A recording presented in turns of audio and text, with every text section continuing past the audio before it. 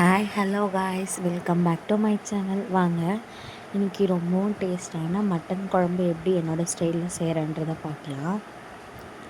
அடுப்பில் ஒரு குக்கர் வச்சு குக்கர் ஹீட் ஆனதுக்கப்புறமா ஆயில் ஆட் பண்ணி ஆயில் சூடானதுக்கப்புறமா ஸ்பைசஸ் ஆட் பண்ணிக்கலாம். பட்டை, லவங்கம், சோம்பு, பிரிஞ்சி இலை ஆட் பண்ணி நல்லா பொரிஞ்சதுக்கப்புறமா வெங்காயம், பெரிய சைஸ் வெங்காயம் ஒரு 4 வெங்காயம் எடுத்து மிக்ஸி ஜாரில் அரைச்சி எடுத்துக்கிட்டேன்.